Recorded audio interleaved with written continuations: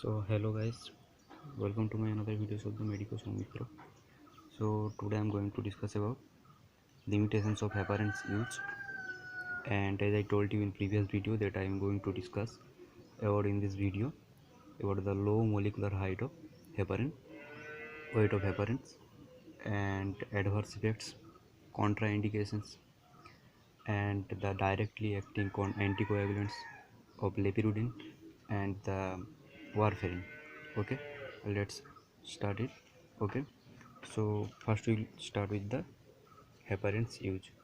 So in up to how much we can use the heparin, mean in which condition we are used to use the heparins, and how far we can use the heparins. Okay, so today's topic is limitation limitations to heparins use. Okay, so for your kind informations, let me know you that heparins have less less binding less binding towards plasma proteins. Okay, so as I told you that it's have less binding plasma protein. So there is certain term called bioavailability. Okay, so due to the less binding to the plasma protein, we can see the less or poor bioavailability. Okay, so I'll tell you what is the bioavailability. I think some might be known or some might be unknown, so I will tell you what is the bioavailability. Okay, bioavailability. So bioavailability means, suppose this is a drugs. Okay, it is entering into our mouth, mean if the drugs is taken by orally. Okay, so after entering the drug into our mouth, we can see the liquefaction and the purifications of our the liquefaction and purification of these drugs into our liver. Mean after the liquefations and the purifications, after the liquefations this drug, we can see for the purifications these drugs enter into our liver. Okay, so after purification, the purified drugs is enter into our blood circulation. Suppose this is our blood circulation. Okay, so after the purification these drugs enter into our blood circulation.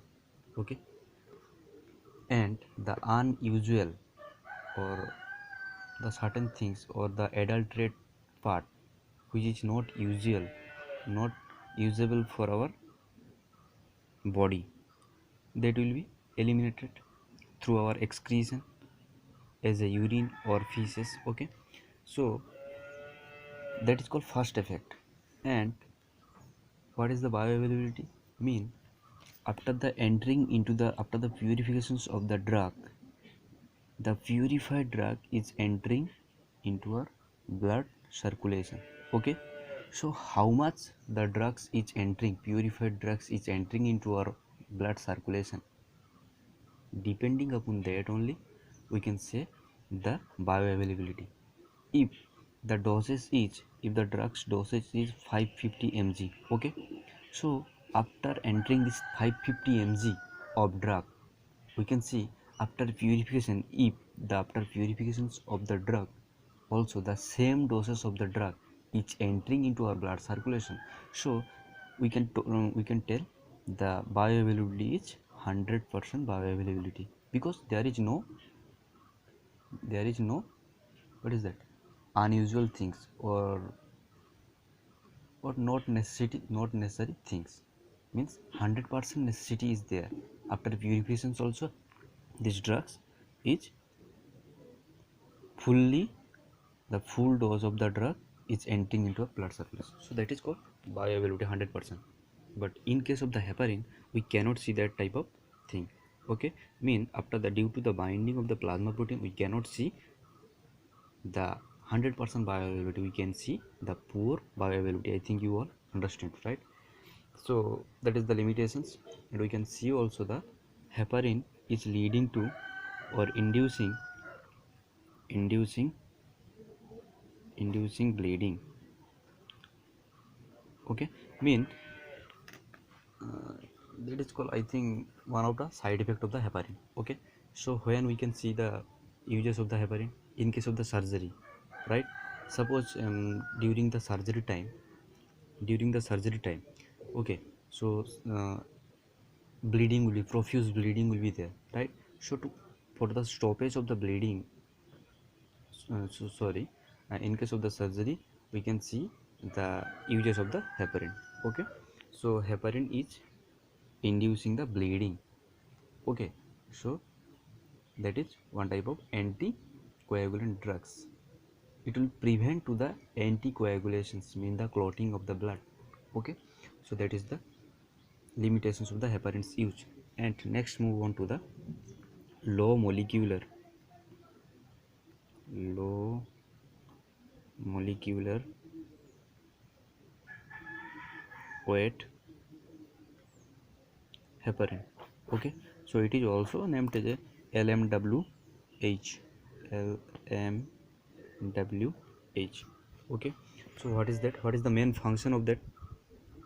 So let me know you that low molecular weight of the heparins have the molecular weight of about to 15,000. Okay, okay, and the mechanism of action is of the low molecular weight heparin.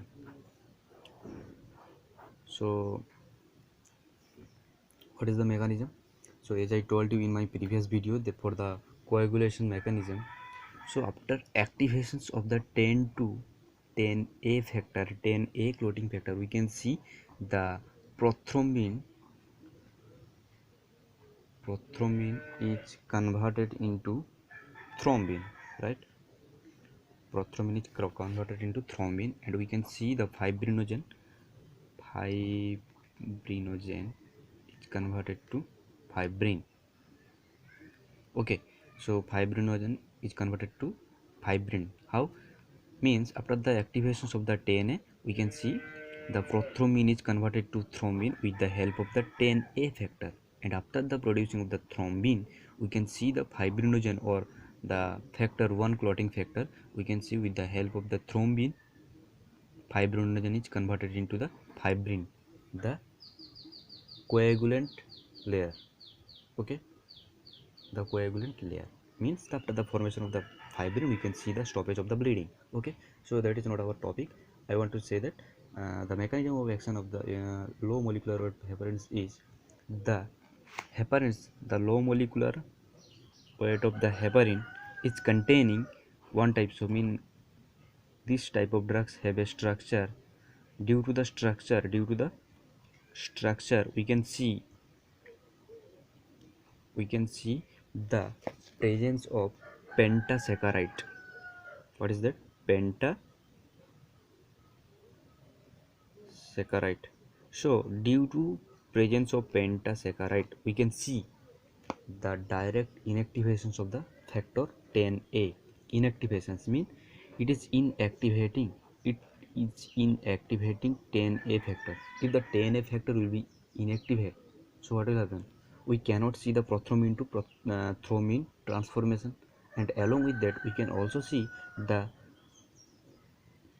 blockage of the transformation from the fibrinogen to the fibrin. If the 10A factor will be inactivated, what will happen?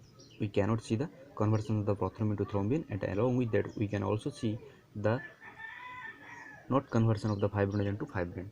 Mean the fibrin layer is not forming, right? So like that only the mechanism of action is the of a low molecular weight heparins is there.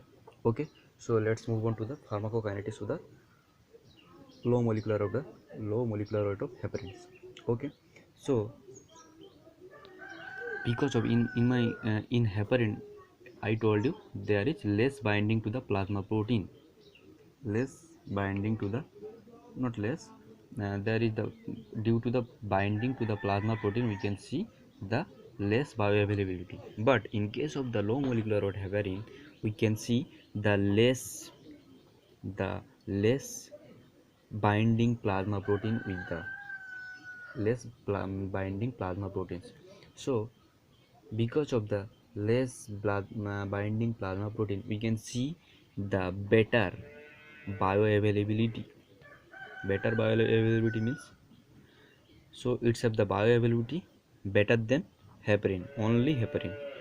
Okay, mean low molecular weight of the heparins have more bioavailability than the heparin because of the less binding plasma proteins. Okay, okay, and let's move on to the doses. So what is the doses? We can see the in a day, once or twice time. Once means the OD or BD. Okay, so in a day we can take low molecular weight of heparin once a day, or once to twice we can take low molecular weight of heparin.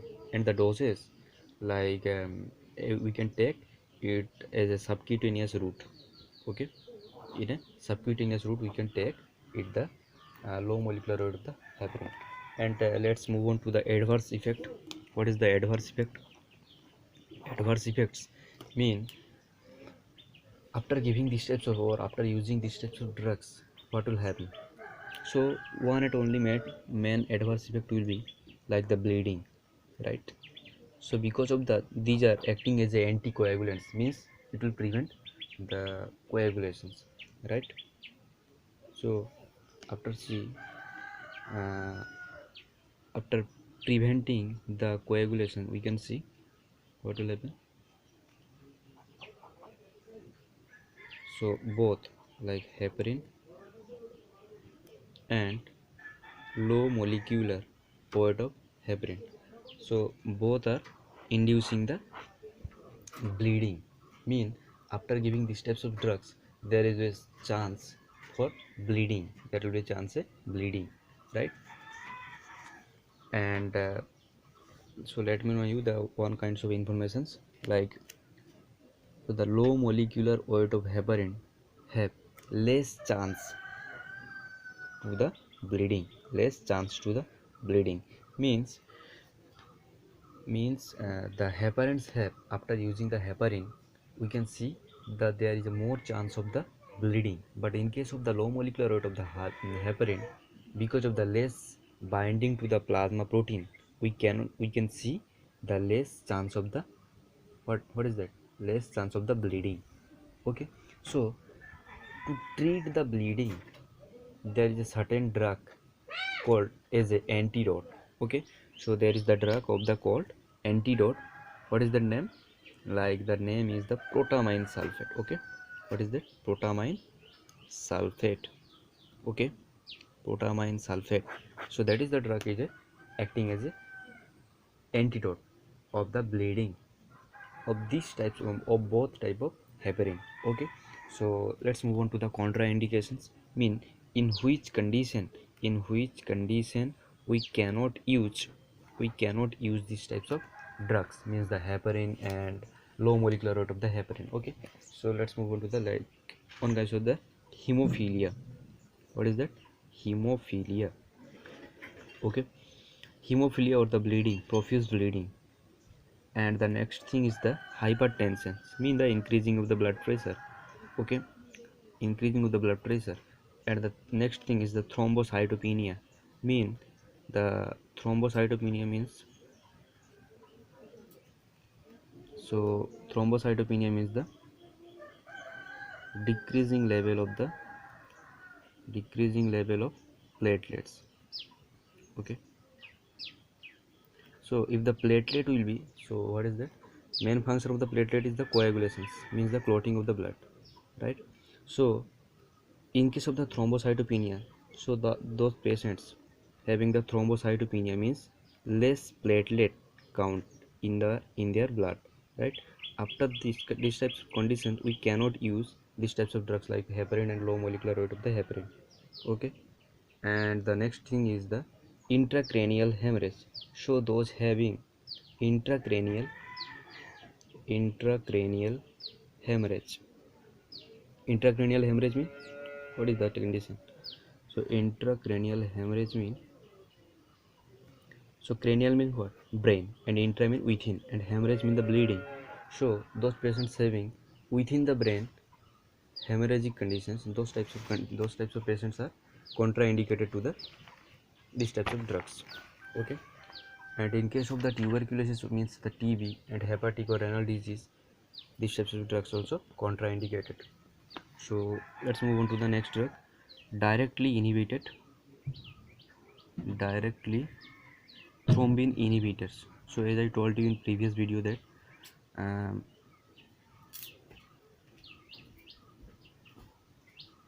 so in the anticoagulants drugs classifications, right? So in the injected anticoagulant drugs, there is a two types, directly and the antithrombin 3 dependent, right? So in the directly thrombin inhibitors, we are using certain drugs like called lepirudin. What is that? Lepirudin. Okay, so that is the injectable drug.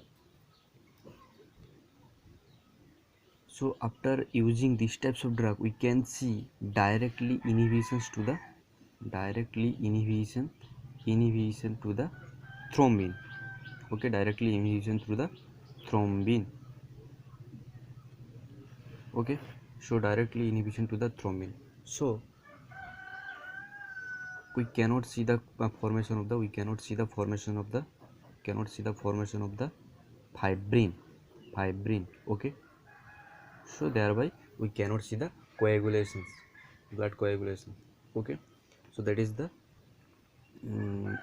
directly thrombin inhibitors, or the lepirudin. Okay, so next move on to the oral anticoagulants. The main thing is the oral anticoagulants. In that, what drugs will come? Oral anticoagulants. In that, what will come? In that, the drugs which will come like warfarin. Okay, warfarin. So warfarin, how it is acting? So it is acting as a vitamin K antagonist. Okay, so mean that vitamin K is having one kinds of functions like anticoagulation. Okay, means the coagulation to clotting the blood. The vitamin K is playing a major role. Okay, so after giving these types of drug, we can see the it is acting as an antagonist to the vitamin K. Mean the vitamin K is playing a major role to the clotting. So after giving these types of drug, we can see the antagonist, mean that it will block the vitamin K, right? So vitamin K cannot play its major role, means the coagulation. So like that, we can see the warfarin is acting as a anticoagulant drugs. Okay, okay. So and in which cases we can contraindicate this warfarin? In case of the pregnancy, so during the pregnancy time, we can see after giving these types of drugs, the warfarin each is crossing the placental barrier. Okay, and produce intracranial hemorrhage in the body during the delivery. So that's why we cannot see the using these types of drug warfarin through orally during the time of the pregnancy, right? So warfarin also some kinds of side effects there, like bleeding disorder will come. Bleeding disorder. Okay, mean if the in that side effect,